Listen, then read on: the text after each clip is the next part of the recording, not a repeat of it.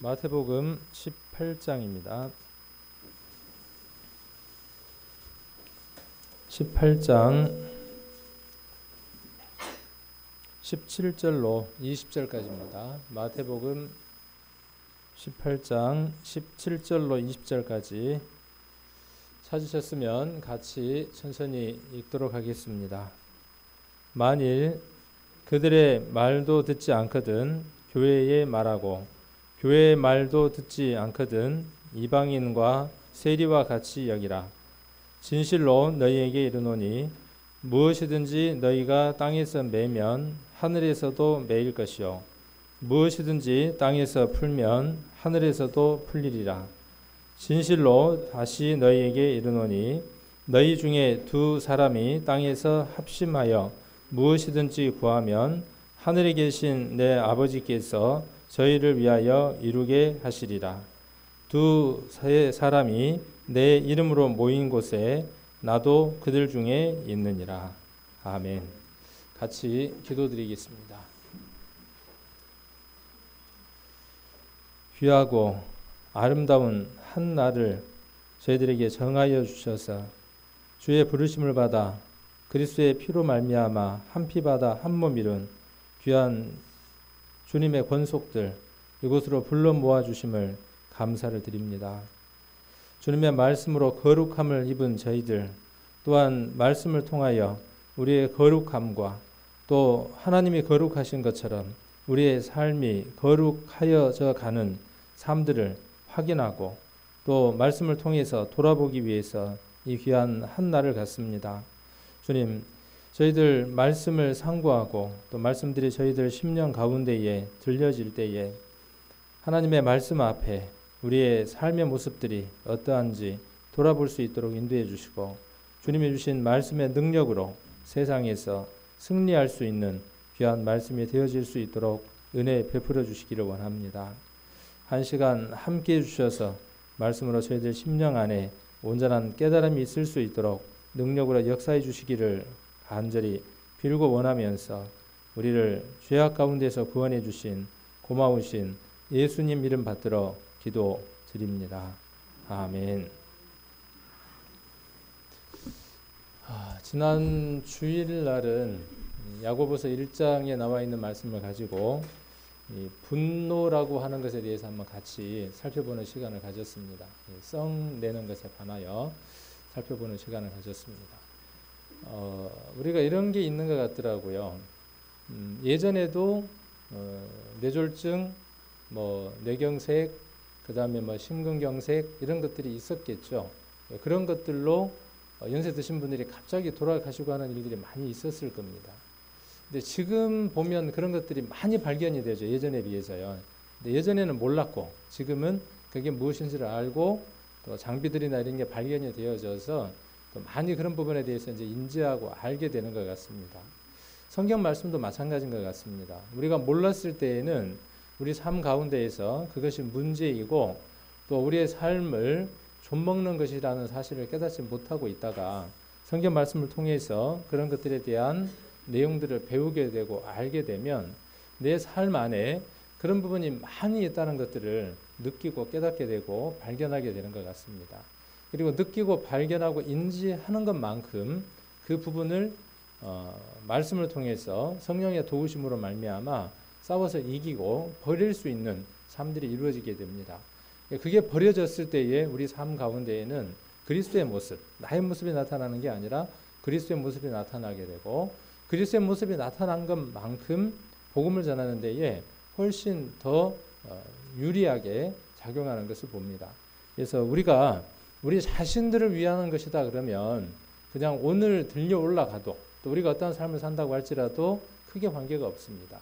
그러나 우리의 삶은 바로 우리 주변에 있는 구원함을 받아야 되는 사람들과 연관되어 있기 때문에 우리 삶은 굉장히 중요한 것 같습니다. 그 가운데에 우리가 그냥 편하게 일상적으로 하는 것 가운데에 화를 내거나 하는 이 부분들이 우리가 잘 인지하지 못하지만은 이것을 인지했을 때에 세상 사람들은 우리의 모습들을 보면서 인내를 보게 되고 또 오래 참음을 보게 되고 우리에게서 사랑을 보게 될 겁니다. 그리고 자기들에게 없는 그 사랑을 우리들로부터 또 발견하고 싶고 우리와 같이 되고 싶은 마음들도 찾게 될 겁니다. 그래서 분노라고 하는 한자를 지난주에 한번 살펴봤었죠. 머릿속에 한번 그려집니까? 분노라는 한자? 예, 그러면 지난주 설교를 잘 이해하신 것 같습니다. 예, 분을 보면 나눌 분자의 마음 심자로 되어 있었고 노라고 하는 한자는 종을 뜻하는 노자의 마음 심자가 그려져 있었죠. 그래서 노라고 하는 한자는 여자가 손을 들어서 선악과를 따먹고 있는 모습. 그래서 사단에게 종되어 버린 모습을 표현해 주는 게 뭐냐 하면 그 노비노자를 이야기를 하고 있습니다. 그래서 우리가 화가 나 있거나 감정을 주체하지 못하는 그 상태는 어떤 상태냐 하면 자기에게 충실하고 있는 것이 아니라 자기 감정에 충실해 있는 것이 아니라 실은 그 상태는 어떤 상태냐 하면 불순종하는 그 영에게 다시 종이 되어져 버린 모습을 이야기를 합니다. 그렇게 종이 되었을 때에는 마음이 나뉘게 되고 나뉜 마음에는 하나님의 역사를 할 수 없게 됩니다. 그래서 썩내는 것이 하나님의 의를 이룰 수 없다라고 야고보서에 이렇게 기록이 되어 있는 것을 봅니다. 그래서 썽을 자주 내면 낼수록 어떻게 된다고 제가 말씀을 드렸냐면 자주 내는 것만큼 그 사람의 값은 점점 떨어지는 겁니다. 그 사람에 대한 존경과 그 사람에 대한 사랑과 신뢰나 이런 것들이요. 썽을 내는 것만큼 계속 어떻게 되느냐 하면 계속 값이 다시 매겨지는 겁니다. 그런 줄 알면서도 이 썽이라고 하는 분노라고 하는 것은 습관적으로 내게 되고 상대적으로 나보다 약자에게 어떻게 하게 되느냐 하면 분노를 표출하는 대상이 됩니다. 그래서 이것은 올바르지 않다는 것입니다. 우리가 신앙을 하는 가운데 있어서 하나님 앞에 꼭 해결하고 하나님의 도우심을 얻어야 하는 가장 기본적이고 해결해야 될 첫 번째 문제가 이 문제라는 사실입니다. 그래서 우리 성도님들도 좀 돌아보기를 원하고요. 그래서 내가 얼마만큼 삶 가운데에서 썽을 분노를 내고 있는지 우리가 물 마시는 것 생각 안 하고 마시는 것처럼 죄를 짓기를 물 마신 같이 한다라고 말씀에 기록되어 있는 것처럼 그 죄 가운데 우리가 분노라고 하는 썽내는 것이라고 하는 것이 포함되어 있다는 사실입니다.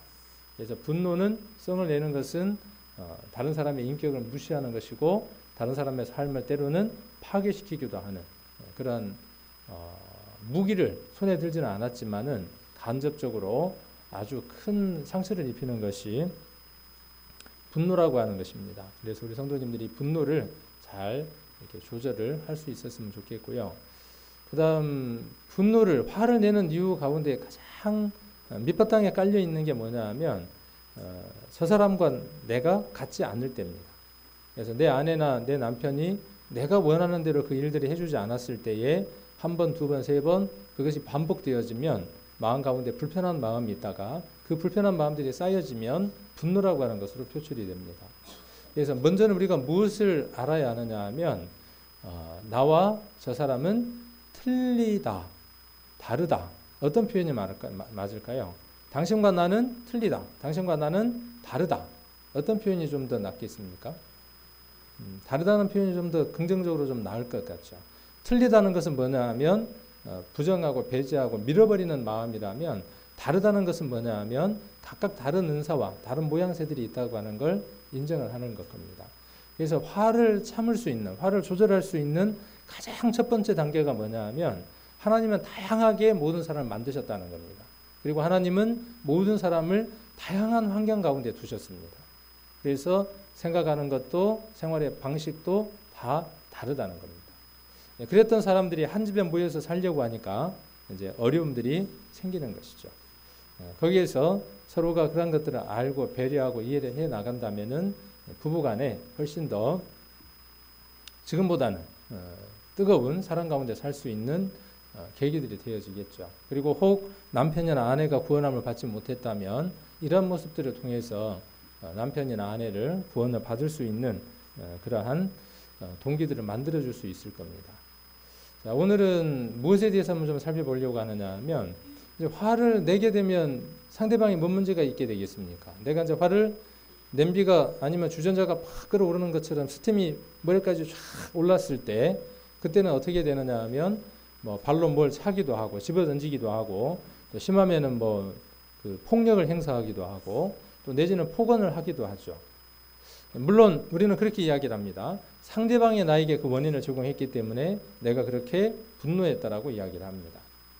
그러나 그 분노 때문에 아니면 나의 어떤 모습들 때문에 상대방이 상처를 받았을 때 그때에 이제 우리가 무엇이 필요하느냐 하면 화해라고 하는 게 필요하죠. 그래서 서로가 무엇을 해야 되느냐 하면 두 사람이 다시 회복되는 일들이 필요한데 거기에서 사용되는 용어가 뭐냐 하면 용서라고 하는 용어가 있습니다. 그래서 지난번에 한번 용서에 대해서 한번 살펴보는 시간을 갖겠습니다 라고 말씀을 드렸는데 하나님이 우리에게 베풀어 주신 최고의 선물, 하나님께서 우리에게 주신 최고의 선물이 무엇이냐 하면 용서입니다. 만일 하나님 우리를 용서해 주시지 않았다면 우리는 영원한 불목 가운데에서 죽을 수밖에 없는 인생입니다. 용서는요, 용서라고 하는 것은 내가 그 사람에게 용서를 받을 만한 어떤 행위를 했기 때문에 저 사람이 나를 용서하는 것이 아니죠. 그러니까 용서에 대한 개념을 우리가 좀 알아야 될 필요가 있을 것 같아요. 용서는 어떤 사람이 나에게 나를 마음 아프게 하고 나를 힘들게 하고 나를 괴롭게 했을 때에 상처를 받은 사람 쪽에서 해야 하는 그 행위가 뭐냐 하면 용서입니다. 근데 하나님 우리에게 용서해 주신 것은 어떤 용서냐 하면 우리가 하나님의 마음을 아프게 하고 하나님을 떠났고 하나님에게 죄를 범하였습니다. 그런데 우리가 우리 자신을 용서할 수 없다는 사실이죠. 용서는 누가 하는 것이냐 하면 상대방이 용서를 해주는 것이죠. 용서는 그래서 받는 것입니다. 그리고 하나님이 우리에게 주신 용서는 우리가 용서를 받을 만한 어떤 조건이나 무엇을 갖추어서 용서하신 것이 아니라 긍휼히 여기는 마음과 인자하게 여기는 마음 때문에 우리를 용서해 주셨다는 사실이죠. 그래서 이것을 하나님께서는 어떻게 하시기를 원하느냐 하면 우리들 삶들 가운데에 주변에 있는 사람들과 나누기를 원한다는 사실입니다. 오늘 본문을 한번 같이 보도록 하겠습니다. 이 마태복음 18장에는 무엇에 관한 내용이 기록되어 있느냐 하면요, 용서에 관한 내용이 기록이 되어 있습니다. 그래서 하나님 앞에 지은 죄에 대한 허물, 그것에 관한 내용에 대해서 비유가 되어지기도 하겠지만 또 무엇에 관한 비유이기도 하느냐 하면 말씀이기도 하냐 하면 사람과 사람 사이에 생길 수 있는 문제들, 그래서 그것으로 말미암아 생기는 갈등과 상처와 그 다음에 서로가 상처를 주는 죄 가운데 있게 되는 그 모든 것들로부터 해결되어져야 되는 것들에 대한 내용들을 담고 있습니다. 아까 17절부터 한번 봤는데 15절부터 한번 보겠습니다. 15절부터 내 형제가 죄를 범하거든 가서 너와 그 사람과만 상대하여 권고하라. 만일 들으면 내가 내 형제를 얻을 것이요 만일 듣지 않거든 한두 사람을 데리고 가서 두세 증인의 입으로 말마다 증참케 하라. 만일 그들의 말도 듣지 않거든 교회에 말하고 교회의 말도 듣지 않거든 이방인과 세리와 같이 여기라. 자, 어떤 형제가 죄를 범하였습니다. 죄라고 했으니까 다 포함되겠죠. 많은 것들이 포함되어지겠죠. 죄를 범하였을 때 가서 그 사람과만 상대하여 그랬어요. 어느 형제가 죄를 범하는 걸 보았을 때에 노아가 포도주를 먹고 취하여 있을 때에 세 아들의 모습이 달랐던 것처럼 어느 아들은 그 아버지의 부끄러운 부분을 두고 속닥속닥 했던 아들이 있는가 하면 부끄러운 수치를 가리웠던 아들이 있었던 것처럼 우리의 모습도 그런 것 같아요. 어느 형제가 죄를 범하였을 때 어느 형제는 어느 자매는 그런 못된 일들을 아직도 하고 있어. 그러니까 속닥속닥 쑥떡은 참 맛있죠. 콩떡보다 맛있는 게 쑥떡이더라고요. 그래서 우리가 뭘 잘하느냐 하면 쑥떡 하면서 쑥떡을 잘 먹죠. 근데 여기 보니까 말씀에는 어떻게 되어져 있느냐 하면 쑥떡하고 쑥떡을 먹지 말고 어떻게 하라고요? 형제에 대해서 죄가 있을 때 가서 그 사람과만 상대하여. 허물이 있으면 1차적인 건 어떻게 하라는 겁니까? 그 허물을 본 사람이 1대1로만 알려서 그것이 문제되지 않도록 1대1만 어떻게 하느냐 하면 서로 교제를 하는 겁니다. 권면하고 책망하는 거예요. 자, 이것에 대해서 아까 뒤에 어떻게 이제 표현되어져 있느냐 하면 18절에 있는 내용들을 가지고 지금 이야기를 하는 겁니다. 이 18절에 있는 내용들을 이해하고 설명하기 위해서 앞에 있는 내용들이 지금 기록이 되어져 있습니다. 자, 그렇게 했는데 그 형제가 깨달았어요. 그래요. 제가 하나님 앞에 부끄러운 일을 행했습니다. 다윗이 나단 선지자가 와서 간음과 살인죄에 대해서 책망했을 때에 돌이켜서 하나님 앞에 무릎을 꿇고 통회하고 자복했던 것처럼 그렇게 뉘우친다면 얼마나 좋겠습니까? 그러나 만일 그렇지 않는다면 어떻게 하라고 되어 있습니까? 16절에 만일 듣지 않거든 한두 사람을 데리고 가서 두세 증인의 입으로 말마다 증참케 하라. 그래서 그가 돌이키는지 돌이키지 않는지를 증참케 하고 듣게 하라는 것이죠. 17절 만일 그들의 말도 듣지 않거든 두세 사람이 가서 증인으로서 증참했는데도 그렇게 해도 깨우치지 않고 뉘우치지 않거든 그 다음 어떻게 하라고 이야기했습니까? 이제 교회의 이름으로 가라는 것이죠. 교회에게 말하고 교회의 말도 듣지 않거든 어떻게 하라는 겁니까? 이제 이방인과 세리와 같이 여기라. 자, 여기 이방인과 세리와 같이 여기라 이 말씀은 어떤 뜻일까요? 자, 그 형제가 간음을 행했든 아니면은 뭐 도적질을 했든 어떠한 범죄인지는 우리가 알 수는 없습니다. 아마 무엇이든지 모든 것일 겁니다. 모든 것, 모든 죄악 가운데에 있을 때일 겁니다. 자, 예를 들어서 어느 형제가 교회에서 간음이라고 하는 걸 행했습니다. 어떻게 해야 할까요? 자, 이 말씀처럼 해야 하겠죠. 당사자가 가고 두세 증인이 가고 교회에 하고 그렇게 해도 안 들으면 어떻게 해야 될까요? 자, 이 말씀이 출교를 하라는 뜻입니까? 어떤 뜻입니까, 이게? 혹은 우리가 이것을 오해하고 잘못 받아들일 수도 있을 것 같아요. 이것을 출교라고 하는 것으로 받아들일 수도 있습니다. 그러니까 출교는 아닙니다. 교회 안에 출교가 되어질 수 있는 죄목은 없습니다. 되어져서도 안 되고 교회는 어떠한 죄든지 교회 안에 들어올 수 있어야 하고 고린도 교회처럼 그 죄가 누룩처럼 퍼져서 당연한 것이 되어진다면 교회는 문제입니다. 그러나 그 죄들이 교회 안에 들어와서 그 죄가 예수 그리스도의 복음의 말씀으로 말미암아 정결케 되어지고 그 죄를 버릴 수 있는 능력들이 교회 가운데서 얻게 된다면 그것이 바른 교회라는 것이죠. 그래서 그가 간음을 한 사람일지라도 성경이 원하는 것은 뭐냐 하면 이 교회 가운데에서 그를 받아들여야 하죠. 그래야 되지 않겠습니까? 만일에 버려버린다면 되겠습니까? 그가 뉘우치지 않는다면 그래도 버려야 합니까? 여기 이방인과 세리와 같이 여기라는 말은 버려버리라는 말이 아니라 이렇게 한번 이해를 해볼 수도 있을 겁니다. 구원 받지 않는 사람으로 여겨서 무엇부터 다시 시작해야 합니까? 그리스도의 복음부터 다시 시작하라는 것입니다. 이방인과 세리와 같이 죄부터 다시 그들에게 복음을 전하라는 뜻입니다. 왜요? 그가 무엇이 없기 때문에 회복되지 못하는 것입니까? 말씀 때문에 회복되지 못하는 겁니다. 교회 안에서 그 일을 하라고 이야기를 하고 있는 겁니다.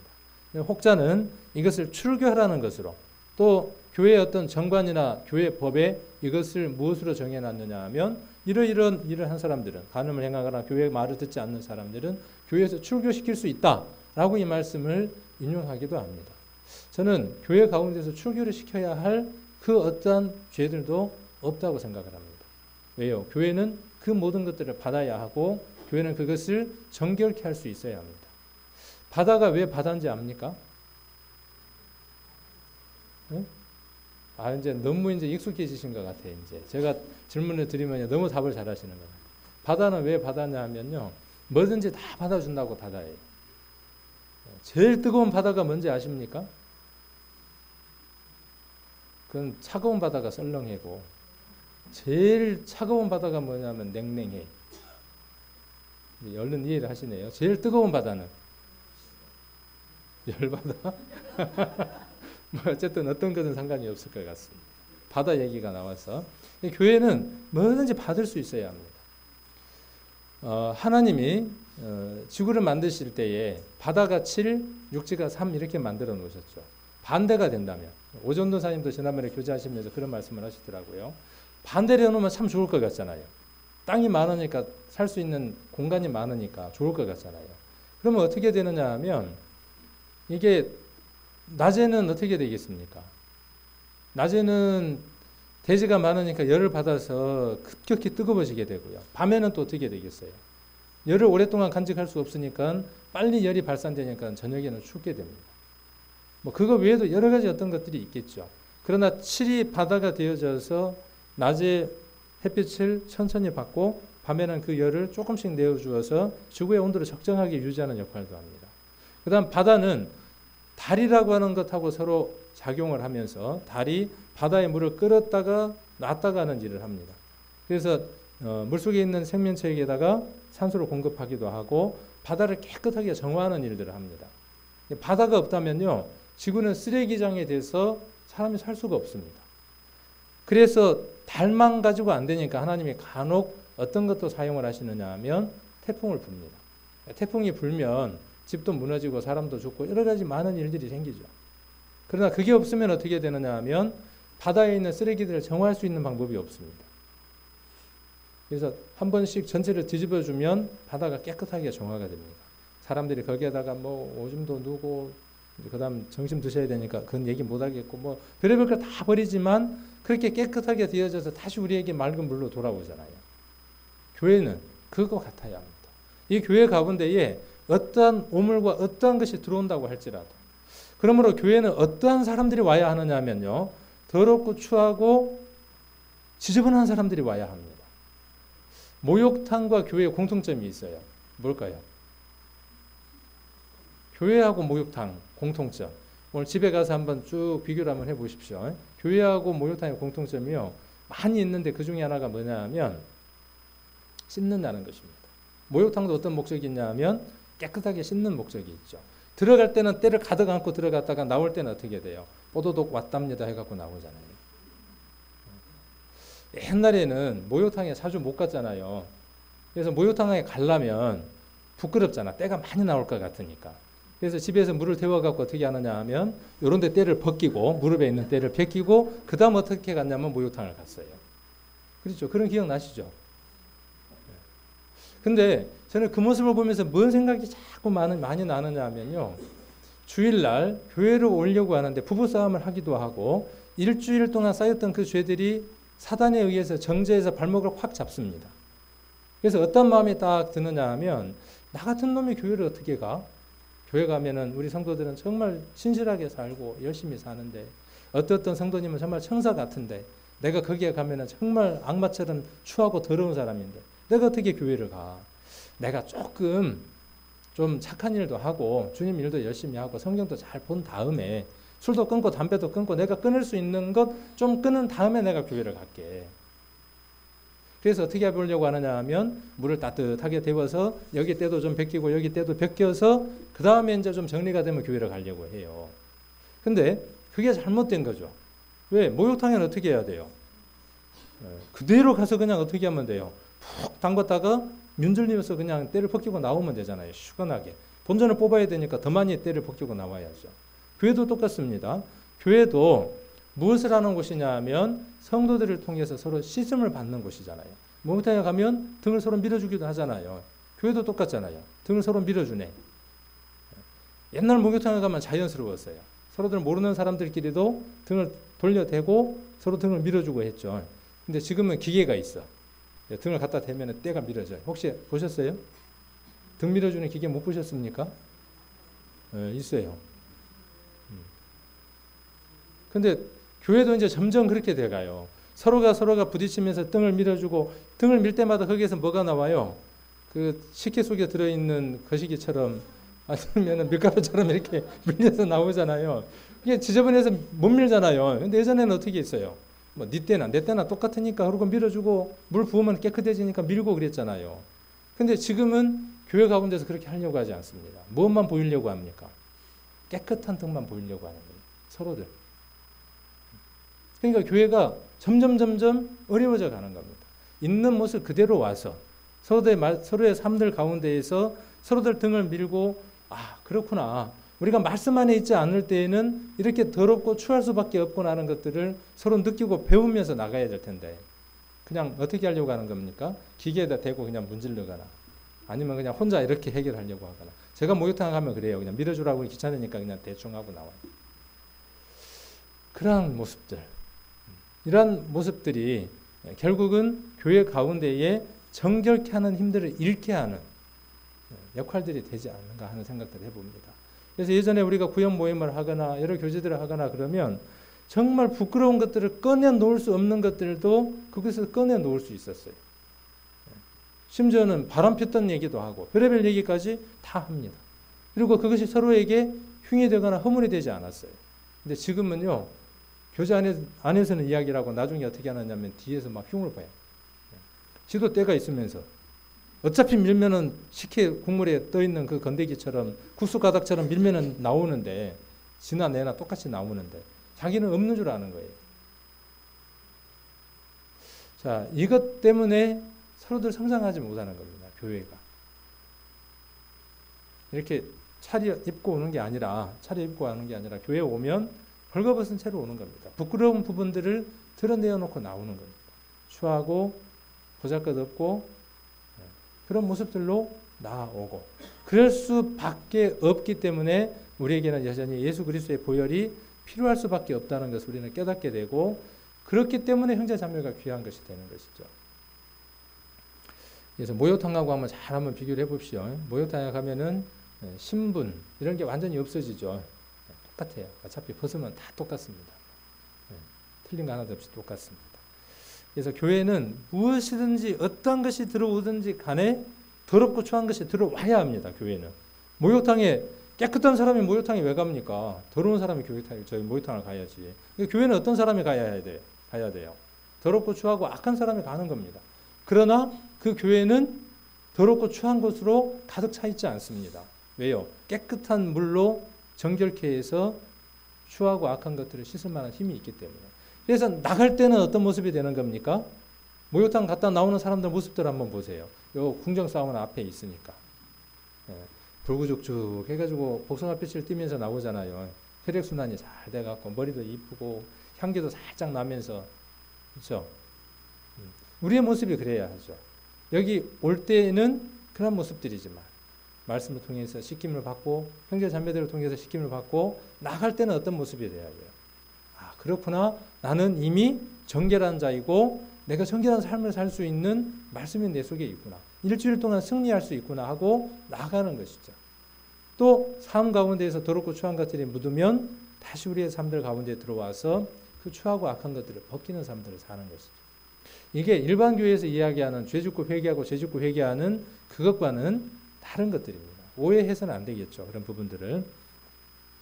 자, 그래서 이방인과 세리와 같이 여기라는 것은요, 버려버리고 내어치라는 말이 아니라 다시 그들에게 복음의 기회가 있을 수 있도록, 복음이 있으면 그가 주에 대해서 그렇게 뭉둥이처럼 무감각하게 받아들이지 않을 것이라는 것이죠.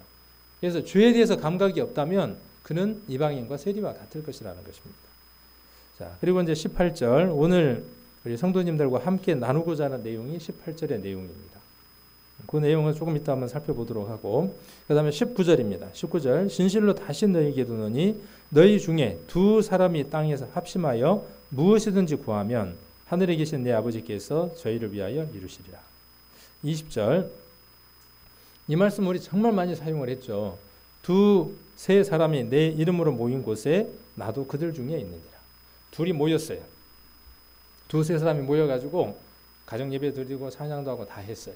그리고 이제 딱 예배가 끝나고 나니까 이제 밥을 먹으면서 뭔 얘기를 하느냐 하면, 우리 교회는 이런 부분들이 문제인 것 같아. 우리 교회는 보면 목사님이 이런 문제가 좀 있는 것 같아. 우리 교회 보니까 사회 보는 사회자가 이런 문제가 좀 있는 것 같아. 우리 교회는 뭐 이렇게 끄집어내면 어때요? 너무 맛있어요. 그 얘기하는 게 밥을 먹으면서 반찬이 없어도 밥이 맛있을 정도로 그렇게 먹습니다. 그러니까 방금까지는 은혜로운 시간이었는데 이제 앉아갖고 뭘 하는 겁니까? 그 은혜로운 시간이 이어져야 될 텐데, 그러니까 가정 예배가 정말 중요하지만 그 가정 예배를 드리는 그 시간보다 더 중요한 건 뭐냐 하면 가정에 있으면서 그 구성원들 간에 어떤 대화를 나누냐는 게 훨씬 더 중요하죠. 이 예배를 드리는 목적이 어디에 있습니까? 그것을 하기 위한 것이잖아요. 이게 예배 끝났어요. 그러니까 끝나고 났으니까 이제 뭐 하는 겁니까? 그 다음 다른 얘기를 하는 거예요. 자, 그렇게 두세 사람이 모인 곳은 여기 20절에 말씀한 것처럼 거기에 예수님이 계시겠습니까? 계시지 않겠습니까? 계시지 않습니다. 두세 사람이 있는데 그렇게 말하는 그곳에 예수님이 있겠습니까? 다른 표현으로 그들 심령 안에 예수님이 자리 잡고 있다면 그 얘기를 밥 먹으면서 하겠냐 그 말이죠. 예수님이 계시지 않는 겁니다. 자, 여기에 있는 두세 사람은 어떤 사람이겠습니까? 그러면 여기에서 두세 사람은 어떤 사람이냐 하면 18절입니다. 18절이 답입니다. 우리 교회는요, 어떤 사람들로 모여 있어야 하느냐 하면 이런 사람들로 모여져 있어야 됩니다. 18절에 기록되어 있는 이 사람들이 모여져 있어야 합니다. 많이 있으면 많이 있을수록 좋지만 그 두세 사람만 있어도 하나님이 예수님이 거기 계신다고 했으니까 능력이 나타나겠죠. 다른 역설적인 표현을 해본다면 많은 수가 있지만 그 수 가운데에 예수님이 계시지 않을 수도 있다는 것이죠. 많은 수가 모였지만 그들 가운데 하나님이 역사하시지 않고 능력이 나타나지 않을 수도 있습니다. 어떤 사람이 모여 있으면요. 어떤 구성원들이. 여기 18절에 있는 사람들의 구성원들이 모여 있지 않으면 그들 가운데에는 예수님이 없습니다. 18절을 딱 한 구절로 이렇게 압축을 한다면 어떻게 한번 해볼 수 있느냐 하면 쭉 앞에 있는 내용들이 무엇입니까? 결국은 앞에 있는 내용과 18장 17절부터 시작해서 20절까지의 앞뒤에 있는 내용들이 어떤 내용들을 담고 있느냐 하면 지금 21절부터 보면 어떤 말씀이 나오느냐 하면 앞에 내용과 연관해서 또 이야기가 되죠. 자, 그때 베드로가 나와 가로되 주여 형제가 내게 죄를 범하면 몇 번이나 용서하여 주리이까? 7번까지 하오리이까? 그래서 주제가 포커스가 좀 어디에 맞춰 있느냐 하면 용서라고 하는 것을 가지고 지금 이야기를 하고 있습니다. 용서가 무엇인지를 아는 사람, 용서를 받아본 사람, 용서를 하는 사람, 지금도 용서받았다는 것을 인정하는 사람, 지금도 누군가를 용서하고 있는 사람, 그런 사람 두세 사람이 모인 그곳에 누가 함께 하느냐 하면 주님이 함께 하신다는 사실입니다. 이것은요, 굉장히 우리의 삶에 있어서 중요한 것 같아요. 내게 얼마나 많은 사람을 용서를 해야 할 필요가 있는가 하는 것을 찾아서 발견하는 일, 이것이 중요한 것 같습니다. 18절 한번 보겠습니다. 진실로 너희에게로 노니 무엇이든지 그랬어요. 무엇이든지 너희가 땅에서 매면, 두 개가 이렇게 대비돼서 지금 설명이 되죠. 땅에서 매면, 그 다음에 또 뒤에 보면 무엇이든지 땅에서 풀면, 그 다음 하늘에서 매인다고 되어 있고 하늘에서 풀린다고 되어 있습니다. 무엇이든지 그랬어요. 무엇이든지 땅에서 매거나 풀거나 그러면 하늘에서도 어떻게 되느냐 하면 매거나 풀린다고 이야기를 했습니다. 우리의 삶들 가운데에요, 여기 가장 먼저 매여야 할 게 뭘까요? 다른 표현으로 매듭을 지어야 할 게 뭘까요? 또 다른 표현으로 단단하게 묶어져 있어야 될 게 뭘까요? 무엇이든지 땅에서 매여야 할 게 있습니다. 잘 매야 할 게 있어요. 묶어야 할 게 있어요. 그게 뭐겠습니까? 그리고 그렇게 묶으면 그것이 어디에서 묶여지는 겁니까? 하나님 앞에 하늘에서 묶여지는 겁니다. 매여지는 겁니다. 여기 무엇이든지 가운데에서 가장 급하고 가장 중요한 건 뭐겠습니까? 우리가 누구와 맺어지는 것이 가장 중요하겠어요? 하나님과 맺어지는 이 문제가 가장 중요합니다. 자, 여기 잡으시고 16장 한번 보겠습니다. 16장 19절입니다.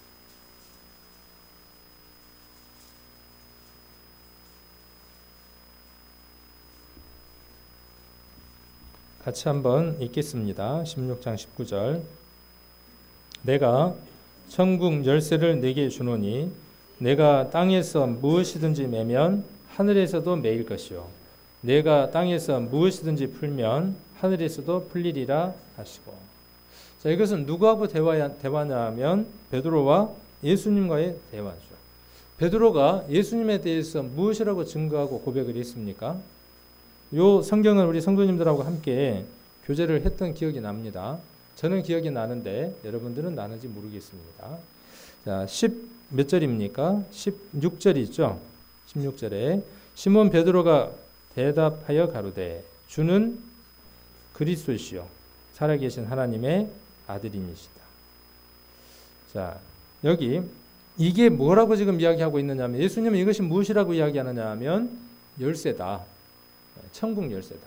그러니까 예수님이 지금 베드로에게 어떤 열쇠를 주어준 것이 아니라 눈에 보이는 어떤 가시적인 열쇠를 준 것이 아니라 베드로에게 어떤 열쇠를 주신 거예요. 열쇠. 어떤 열쇠겠습니까?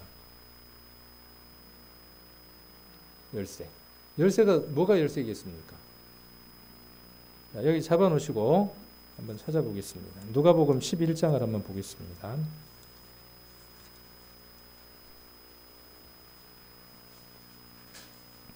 누가복음 11장 52절입니다. 같이 한번 읽겠습니다. 누가복음 11장 51절, 52절 같이 한번 읽겠습니다. 화 있을진저 너희 율법사여 너희가 지식의 열쇠를 가져가고 너희도 들어가지 않고 또 들어가고자 하는 자도 막았느니라 하시니라. 이 지식의 열쇠가 뭐겠어요? 그러면 여기에서 이야기하는 지식의 열쇠. 자, 이 지식은요. 잠언을 보면 가장 잘 알 수 있습니다. 잠언 1장부터 쭉 이야기하는 것이 무엇에 대해서 이야기하느냐 하면 잠언 1장 7절에 보면 여호와를 경외하는 것이 지식의 근본이다 그렇습니다. 그래서 하나님을 알게 하고 하나님이 우리에게 무엇을 주시고자 하는가 하는 이것을 아는 그 지식. 그 지식이 뭐냐 하면 열쇠입니다. 무엇을 여는 열쇠입니까? 하나님 나라를 여는 열쇠입니다. 자, 베드로는 어떤 지식이 있었어요? 그 지식이 있었어요. 주는 지금 자기 앞에 있는 예수님이 무엇이라는 걸 알았어요. 자기에게 모든 것이 되어지는 주인이라는 것을 아셨죠. 그리고 그리스도시라는 것을 알았죠. 그리스도라는 말이 어떤 뜻인가 수없이 제가 말씀을 해드렸습니다. 주 예수 그리스도. 이 세 가지는 우리가 잊지 말아야 하죠. 베드로에게 그런 것처럼 예수님도 우리에게 주죠. 주. 우리에게 모든 것입니다. 그리고 그리스도예요. 그리스도라는 말은 어떤 뜻을 갖고 있죠? 세 가지 뜻을 갖고 있다 그랬죠. 그리스도라는 말은 그냥 쉽게 정리하면 전가받은 자라는 뜻입니다. 넘겨받은 자라는 뜻입니다.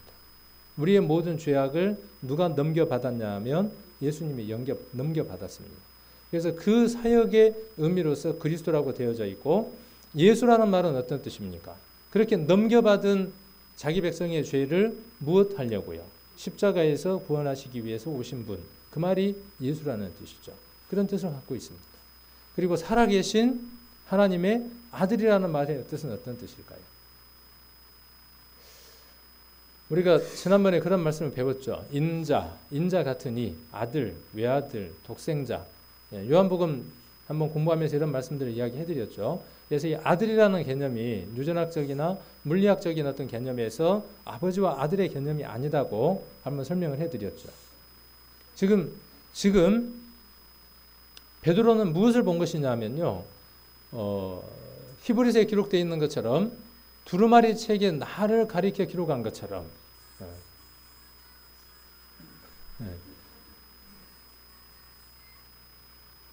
자, 그 히브리서에 기록되어 있는 것처럼 한 몸이 준비되어 있는 것이죠. 하나님이라고 하는 그 분이 우리에게 오셔서 우리를 위해서 피를 흘려주시기 위해서는 육체가 없는 그 하나님이 우리를 위해서 피를 흘리기 위해서는 육체가 하나 필요하죠. 그러나 죄가 있는 육체는 피를 흘려야 아무 소용이 없으니까 죄가 없는 육체 하나를 준비하셨는데 그 육체가 누구냐 하면 마리아를 통해서 태어나는 예수라고 하는 분이죠. 그 육체가 필요한 것이죠. 자, 살아계신 하나님의 아들이라는 말 안에는 어떠한 말이 함축되어 있냐 하면 그 말이 함축되어 있는 겁니다. 베드로는 그것을 예수님을 통해서 발견하고 깨닫고 알았고 구약에 나와 있는 수많은 말씀들이 이사야의 말씀들이나 또 창세기에 나와 있는 모든 말씀들이 누구를 가리키고 있는 것을 알았느냐 하면 자기 앞에 있는 그 예수님을 가리키고 있다는 사실을 알았어요. 그분은 사람의 육체를 갖고 있지만 그분 속에는 누가 계시다는 것을 알았냐 하면 하나님이 계시다는 것을 발견했습니다. 자, 이 지식이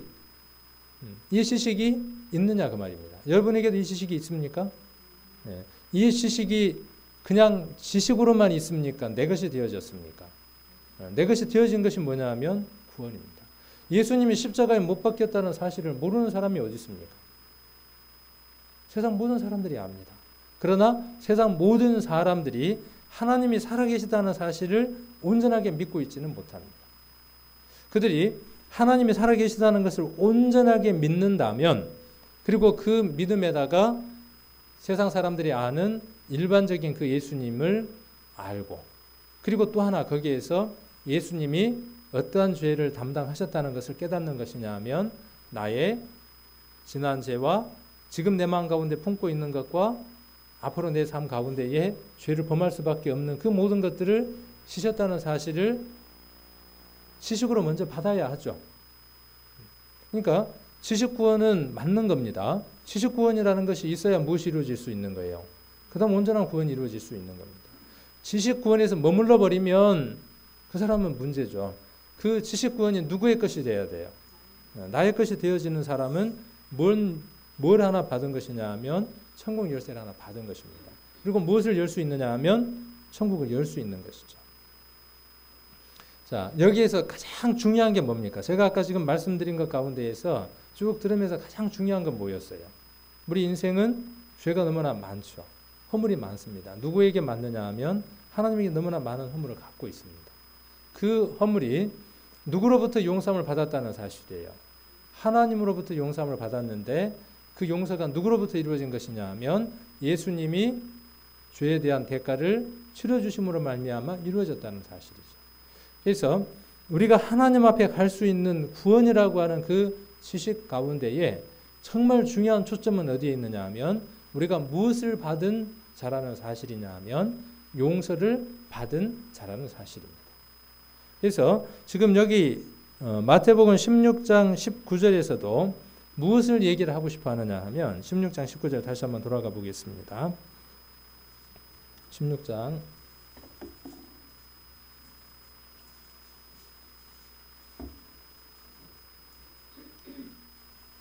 그래서 16장 16절에서 베드로가 했던 이 고백은 단순한 고백이 아니라 그 하나님이 인간의 모습으로 오셔서 십자가에서 어떻게 못 박혀 죽을 것인가 하는 것까지가 함축되어 있는 아주 귀한 신앙 고백이죠. 가장 모범이 되는 신앙 고백입니다. 그 고백을 들은 예수님이 19절에 내가 천국 열쇠를 내게 주노니 내가 땅에서 무엇이든지 매면 하늘에서도 매일 것이요 내가 땅에서 무엇이든지 풀면 하늘에서도 풀린다라고 말씀하셨습니다. 이 말씀이 조금 어려우면요, 우리가 어떤 말씀을 통해서 좀 이해를 얻어볼 수 있느냐 하면 요한복음 20장을 한번 찾아보겠습니다. 요한복음 20장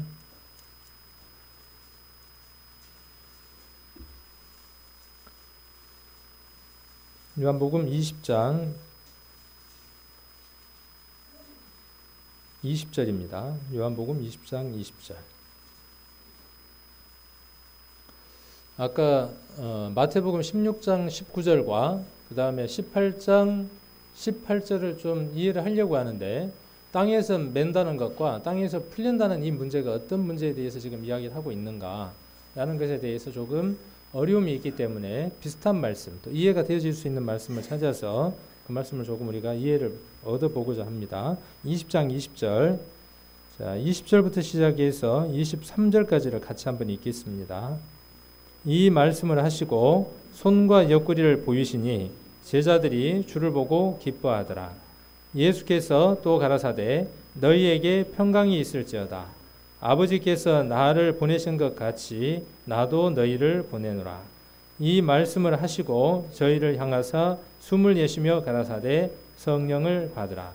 너희가 네 죄든지 사하면 사하여질 것이요 네 죄든지 그대로 두면 그대로 있으리라 하시니라.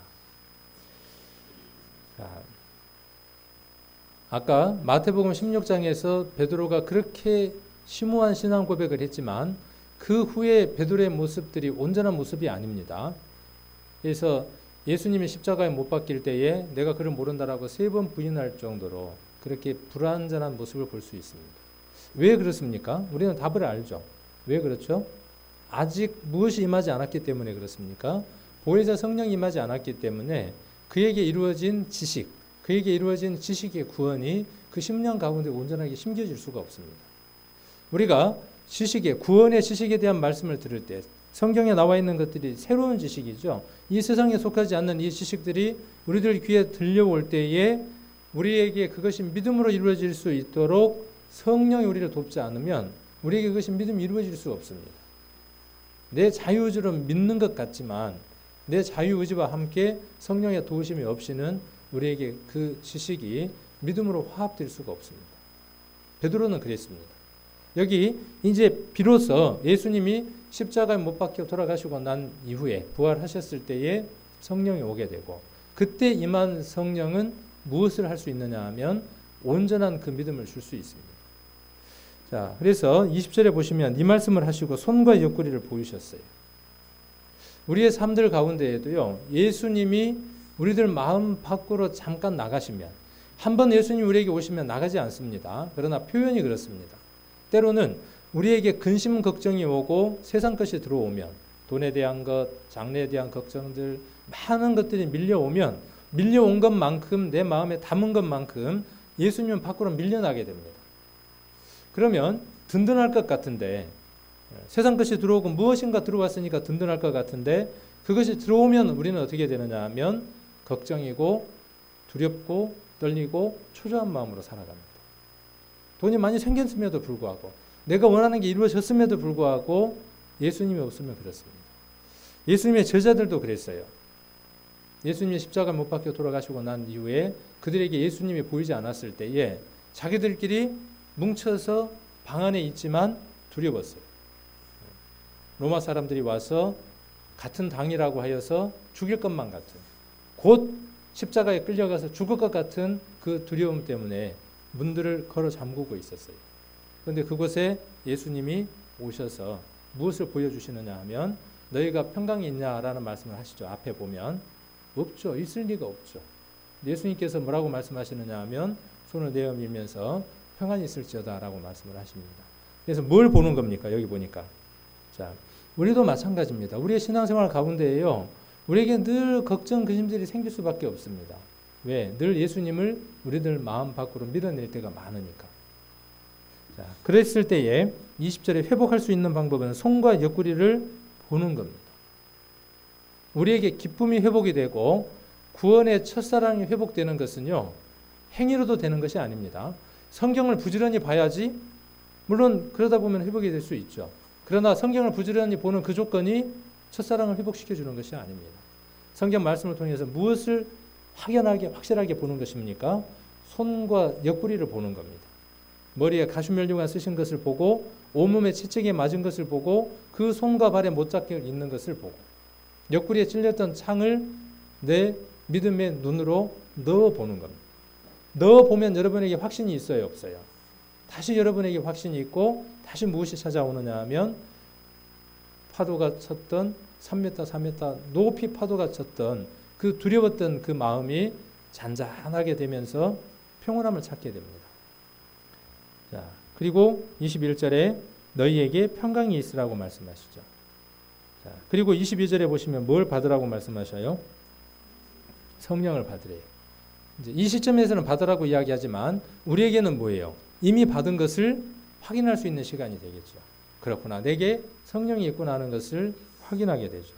그리고 23절에 그 다음이 뭐예요? 이제 그 다음이 아까 땅에서 매면 땅에서 풀리면 그 얘기와 같은 얘기입니다. 여기 네 죄든지 사하면 우리가 누구의 죄를 사하여 줄 수 있는 능력이 있습니까? 죄를 사하여 줄 수 있는 권한은 누구에게만 있습니까? 예수님과 하나님에게만 있습니다. 그런데 우리가 그 일에 동참할 수 있는 사람이 되어졌죠. 무엇을 받음으로 말미암아? 성령을 받음으로 말미암아. 내가 예수 그리스도의 십자가의 보혈로 말미암아 온전한 용서함을 받았다는 사실을 알게 되고 그들도 똑같이 나와 함께 십자가 밑에 무릎을 꿇기만 하면 이게 참 중요한 것 같아요. 예수 그리스도의 십자가 앞에 내 무릎이 꿇어져야 된다는 사실이죠. 한번 복종되어지고 한번 내가 예수 그리스도의 십자가를 선택해야 되는 시점이 있다는 것이죠. 그렇게 선택을 하면 그 말이죠. 그렇게 선택한 것을 알면 나처럼 다른 사람도 그렇게 해줄 수 있죠. 그게 뭐냐면 전도잖아요. 자, 잃어버린 영혼들에게 복음을 전하여 주는 겁니다. 자, 그렇게 하려면 우리의 모습들 가운데에서 무엇이 있어야 되느냐 하면 하나님 우리를 용납하시고 용서하신 것처럼 세상 사람들에게 똑같이 용납과 용서가 보여질 때에 분명히 저 사람은 저 정도 되면 뚜껑이 열려야 되고 뭔가 다른 모습이어야 될 텐데 예전에 저 사람의 모습은 저 상태가 되면 분명히 불같은 모습이 나타날 텐데 좀 다르네. 내가 이렇게 실수하고 내가 뭔가 문제가 있을 때 아내가 남편 사이에서도 마찬가지죠. 이 정도 되면 우리 남편이 확 뒤집어질 때가 됐는데 웬일로? 그러면 이쪽에서는 무엇이 있겠어요? 자, 용납이라는 게 먼저 있습니다. 용납이라는 건 뭐냐 하면 그럴 수밖에 없겠구나 하는 마음입니다. 하나님이 우리를 용납하셨습니다. 그래, 사단에게 팔려간 너희 인생은 죄를 지을 수밖에 없어. 먼저는 용납입니다. 그래서 이 성령을 받은 사람들은요, 하나님께서 나를 용납하셨다는 것을 압니다. 그리고 예수 그리스도의 십자가를 통해서 나를 용서하셨다는 것을 압니다. 이것을 깨달은 사람은 아까 마태복음 18장 뒤에 나오는 것처럼 1만 달란트 탕감받았다는 사실을 깨닫게 됩니다. 내 죄가 얼만큼 많다는 것을 알게 되고 내게 작은 빚을 진 사람을 용서할 수 있는 마음이 내게 있게 됩니다. 그리고 그 마음은 저 사람의 마음을 살 수 있습니다. 그래서 그 말씀을 지금 이야기를 하는 겁니다. 23절에. 그래서 네 죄든지 사하면 그 말이에요. 내가 용납할 수 있는 겁니다. 70번에 7번이 아니라 얼마만큼이라도요. 카운트할 수 없을 만큼, 셀 수 없을 만큼 상대방을 용납하고 용서할 수 있는 마음이 누구에게 있느냐 하면 여러분에게 있습니다. 저와 여러분에게 그것이 있습니다. 근데 내가 그것을 지금 옮기지 못하고 실행하지 못하는 것은 무엇 때문이에요? 내게 그 지식의 열쇠가 있다는 사실을 잊어버리고 있기 때문에 그렇습니다. 베드로에게 그것을 상기시키는 것이죠. 내게 그 지식의 열쇠가 있다는 거예요. 그래서 네 죄든지 사하면 사하여질 것이요 네 죄든지 그대로 두면 그대로 있다고 말씀하셨습니다. 자, 마태복음으로 다시 18장으로 돌아가 보겠습니다. 18장 18절로 돌아가서 그래서 우리가 땅에 있으면서 땅에서의 삶을 살면서 누구하고의 관계가 묶여 있어야 되느냐 하면 하나님하고의 관계가 묶여져야 됩니다. 이 세상에서 누구하고의 관계가 해결이 되어져야 되느냐 하면 사단하고의 관계는 풀려져야 하고요. 우리는 과거에 누구하고의 묶음이 묶여져 있었냐 하면 사단하고 묶여 있었습니다. 그래서 사단이 원하는 삶을 살아왔습니다. 그 고리를 끊어야 되죠. 잘라내야 됩니다. 자르고 누구하고의 관계를 맺어야 되느냐 하면 하나님하고 관계를 맺어야 하죠. 그 첫 매듭이 있어야 합니다. 자, 그 매듭이 맺어지면 그 다음 또 어떤 매듭이 맺어지느냐 하면 성도하고의 관계가 매듭이 맺어지게 되죠. 옛날에는 전혀 몰랐던 사람들, 각각의 삶들 가운데 대해서 다른 삶들을 살았던 사람들하고의 새로운 묶음이 맺어집니다. 그래서 이 세상에 혈육 관계보다 더 진한 말씀으로 형제 자매된 우리들의 매듭이 있습니다. 자, 그러면 자연스럽게 또 뭐는 풀려져야 되겠습니까? 뭐는 하나 풀려져야 될 필요가 있어요. 자, 세상 사람들하고의 관계가 끊어져야 세상 줄이 끊어져야 그 다음 뭐가 이어지겠어요? 세상 줄이 끊어져야 그 다음 뭐가 매듭이 지어질 수 있겠어요? 교회 안에서의 성도하고의 관계 속에서 매듭이 이어질 수 있겠죠. 그 예전에 그런 것들이 있잖아요. 그 새하고 독수리하고 쥐하고 이렇게 묶어놓으면 어떻게 되겠어요? 누구하고 묶이느냐가 굉장히 중요하죠. 어떻게 묶이느냐가. 사단은 여전히 우리를 어떻게 묶어놓기를 원하느냐 하면 자기와 묶어두기를 원합니다. 하나님은 우리가 누구와 묶여있기를 원하느냐 하면 말씀에 묶여있고 하나님에게 묶여있고 또 교회에 묶여있고 성도와 묶여있기를 원합니다. 지금의 세상의 세태는요, 풀려지기를 원해요. 자기들 마음대로 풀려져 살기를 원합니다. 그리고 자기들이 원하는 그룹들 속에서 묶여있기를 원합니다. 교회는 그러한 묶음에서 풀려지고 하나님이 원하는 묶음에 묶여져야 합니다. 자, 그 다음 우리가 또 하나 풀어야 할 것들이 있더라고요. 매듭에 매여진 건 풀어야 하고 풀려진 건 어떻게 하느냐 하면 온전하게 묶어야 하죠. 이 말씀도 우리가 오늘 또 한동안 묵상을 해보시면 좋을 것 같아요. 내게 매듭이 져 있는 건 뭐고, 그 매듭이 하나님하고의 관계의 매듭인가, 아니면 사단하고의 관계의 매듭인가, 아니면 묶여지면 묶여질수록 문제가 있는 그 매듭인가. 그렇다면 그것은 과감하게 잘라서 풀어야 하고, 또 내게 풀려져 있어서 안 되는 것들이 있으면 풀어야 할 것들이 있죠. 그러니까 매야 될 게 있고 풀어야 될 게 있고, 뭔 얘기인지 잘 이해가 되시죠? 하여튼 자세하게 제가 설명을 못하지만 제가 뭔 말씀을 드리려고 하는지 이해를 하실 것 같아요. 앞에 내용들을 통해서. 그래서 이런 부분들인 것 같습니다. 오늘 제가 좀 드리고 싶어하는 말씀 중에 하나 중요한 것은요, 우리가 한 해가 지금 넘어가고 있죠. 2014년이 넘어가고 2015년을 맞이하고 있습니다. 우리가 살다 보면요, 휴대폰도 그렇더라고요. 휴대폰도 컴퓨터하고 똑같습니다. 그래서 거기에다가 뭐 여러 가지를 깔아서 쓰잖아요. 문자도 오고 여러 가지 것들이 오는데 계속 그대로 사용을 하다 보면요, 휴대폰이 문제가 생겨요. 어느 시점이 되면. 컴퓨터도 마찬가지입니다. 컴퓨터도 그대로 계속 쓰면 뭐 문제가 생기느냐 하면 레지스터리라고 하는 것들 속에 문제가 생겨서요, 컴퓨터가 계속 느려집니다. 어느 시점이 되면 점점 느려져요. 그럴 때 해결하는 방법이 뭐가 하나 있을까요? 초기화. 초기화를 하고 프로그램을 다시 깔아주잖아요. 그러면 굉장히 빨라집니다. 아주 완활하게 빨라져요. 휴대폰도 똑같습니다. 휴대폰도 컴퓨터하고 똑같은 기계예요. 똑같이 만들어져 있어요.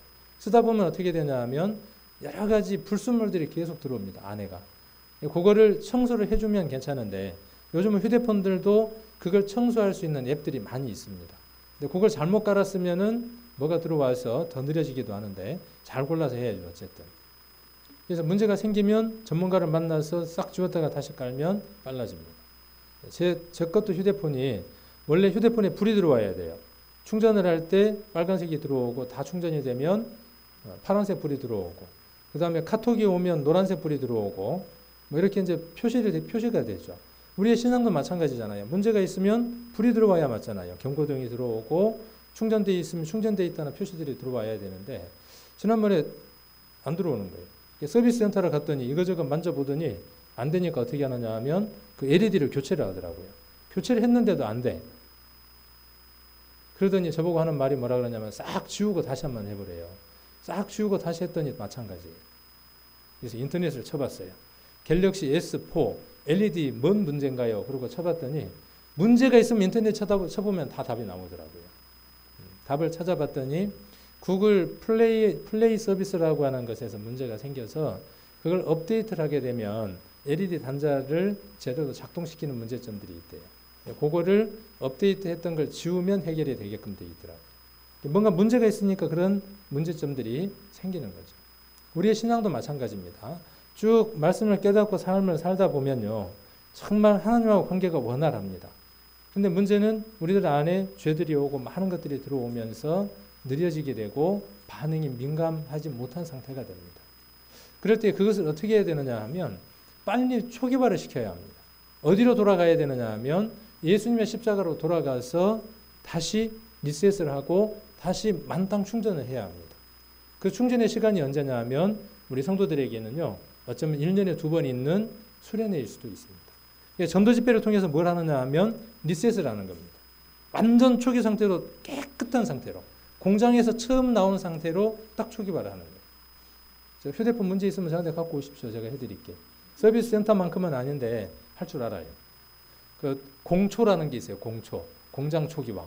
우리 구원받은 성도들도 뭘 해야 되느냐 하면 공장 초기화를 해요. 그러면요, 얼마나 빨라지는지 모릅니다. 민감하고.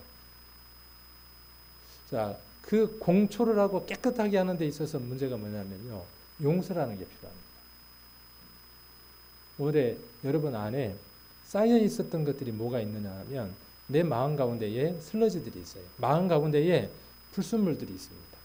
형제 자매들하고 관계 속에서 내가 상처받았던 것들, 불편했던 것들, 괴로웠던 것들, 이런 것들을 그 즉시 쓰레기통에다 넣어서 비워버려야 되는데 그러지 못하고 다음에 처리하지 하고 남겨두고 또 하나 생기면은 그래 이거 다음에 또 처리하지 그러고 남겨두고 그게 계속 쌓이니까 그 다음 어떻게 되겠어요? 무거워져서 반응이 민감하지 못한 상태로 있는 겁니다. 한 해를 넘기면서요. 우리 성도님들 삶들 안에 이런 게 있는지 돌아봐야 합니다. 내게 꺼리낄 만한 것이 무엇이 있는지, 불순물들이 무엇이 있는지, 하나님이 기뻐하시지 않는 것이 무엇이 있는지. 마태복음 5장에 기록되어 있는 것처럼 형제하고 관계 속에서 무엇인가 불편한 것이 있으면 그 문제를 먼저 해결하는 것이 순서인데 내가 어느 형제와 어느 자매와 지금 풀리지 못한 것들이 있고 마음 가운데 불편한 것이 무엇이 있는지, 저 형제나 저 자매의 눈빛이, 나를 쳐다보는 눈빛이 뭔가 불편한데 그냥 두고 지내왔어. 내가 누군가에게 불편한 말을 분명히 했는데 시간이 지나서 내가 잊어버리고 기억이 나지 않았어. 그러나 그것들은 분명히 무엇을 일으키느냐 하면 내 삶을 신속하게 움직이지 못하는 슬러지가 돼서 둔하게 만듭니다. 한 해를 우리에게 주시고 또 다른 해를 주신 것은요, 우리에게 공장 초기화라는 겁니다. 깨끗하게 우리의 삶을 다시 한번 초기화하고 예수님의 십자가 밑에서, 그리고 다시 깨끗한 상태로 출발을 하는 겁니다. 그래서 우리 성도님들 1년 동안 있었던 것들 한번 돌아보시고요. 내가 정말 용서해야 될 일들이 무엇이 있는가?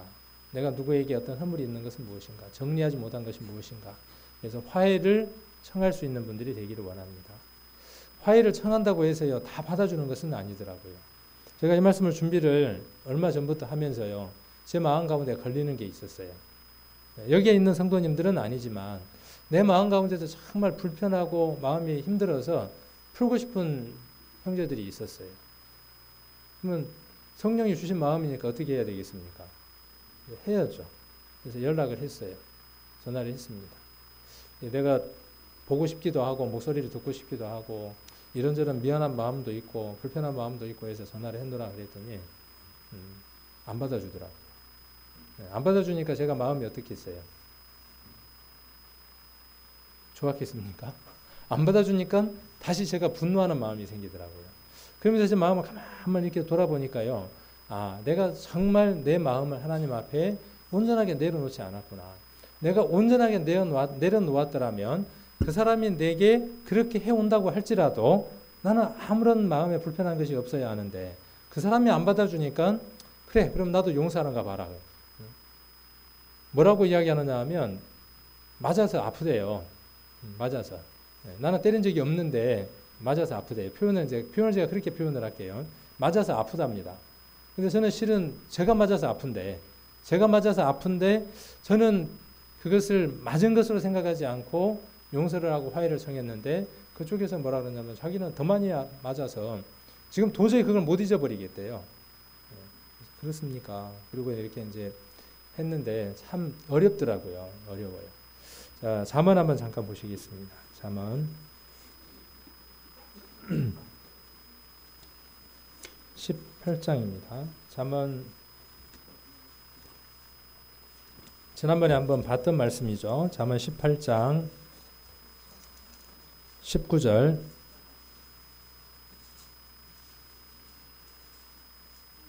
같이 한번 읽어보겠습니다. 18장 19절 노엽게 한 형제와 화목하기가 견고한 성을 취하기보다 어려운즉 이러한 다툼은 산성 문빗장 같으니라. 어쨌든 제가 화해를 청했을 때 내가 불편합니다 라고 이야기하는 것은 아직도 노여운 상태잖아요.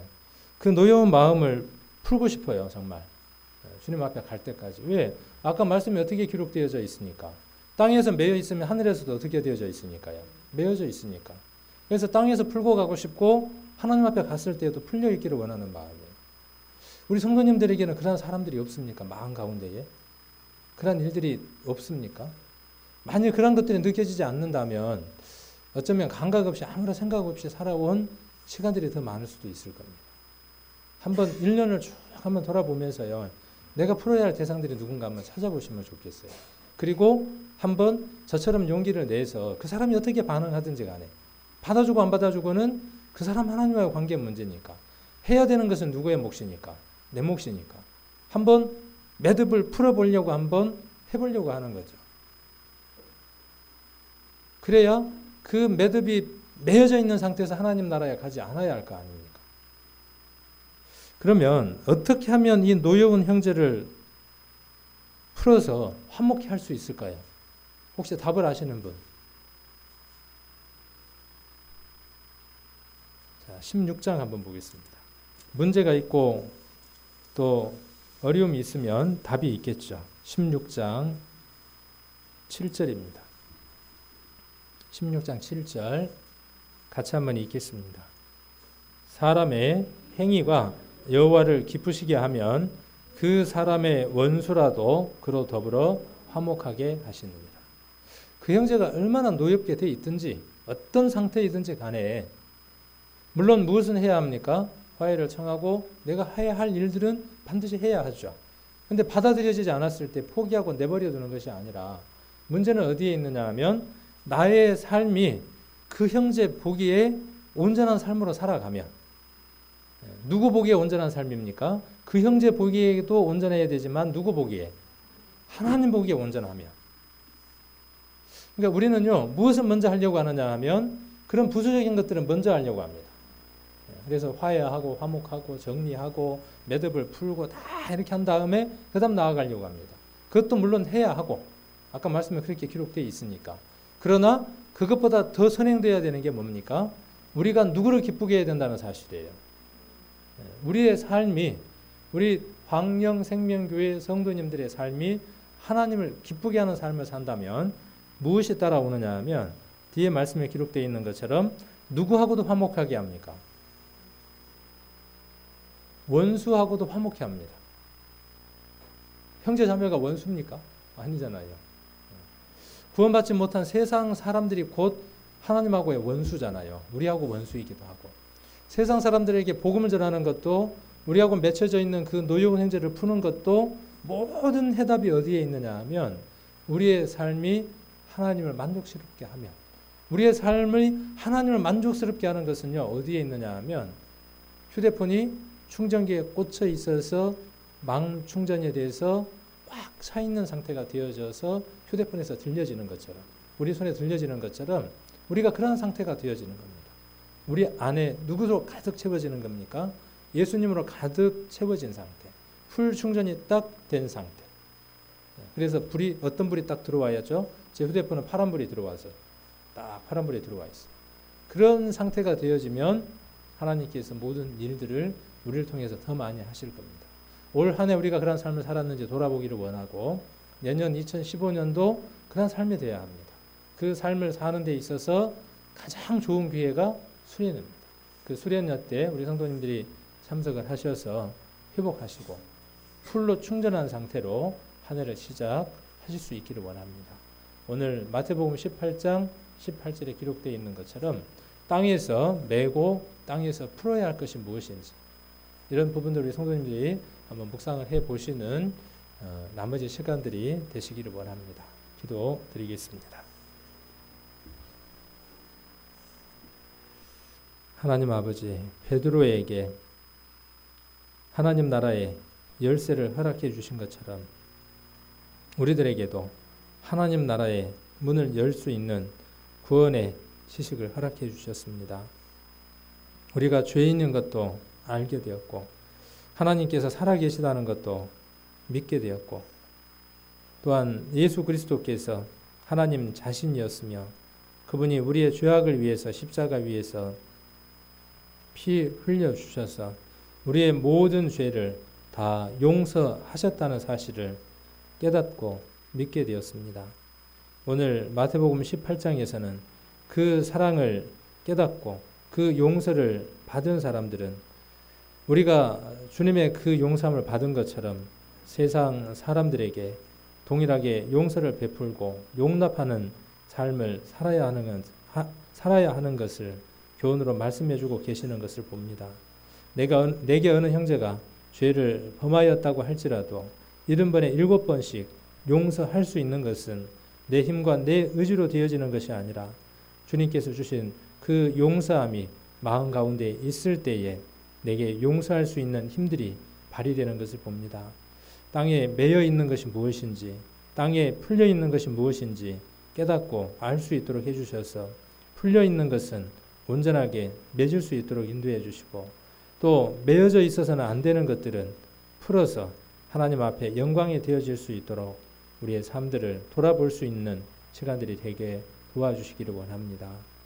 한 해를 또 품어주셔서 52주라고 하는 주일을 허락해 주시고, 이렇게 믿음 가운데에서 우리 성도님들 연합하고 또 화합할 수 있도록 주님 인도해 주심을 감사를 드립니다. 2015년 또 주어지는 한 해 속에 52주라고 하는 주일을 저희들에게 또 허락해 주실 것입니다. 우리가 주일 이렇게 만나고 또 교제를 하는 것은 힘을 얻어서 사단의 그 싸움에서 승리하기 위한 것이고, 오늘 요한복음에서 보았던 것처럼 누구의 죄든지 사하면 사하여질 수 있는 성령의 능력의 말씀들이 우리에게 있는 것을 실천하기 위한 것들이 저희들이 주일날 모이는 목적인 줄로 압니다. 내년 한 해도 우리 주님께서 귀한 것들로 채워주시고, 또 수련회를 통해서 우리들 10년 안에 귀한 것들로 충만하게 채워주셔서 승리하는 한 해가 될 수 있도록 인도해 주시기를 원합니다. 오늘 저희들에게 귀한 시간 허락해 주심을 감사를 드리며, 우리를 죄악 가운데에서 구원해 주신 고마우신 예수님 이름 받들어 기도드립니다. 아멘.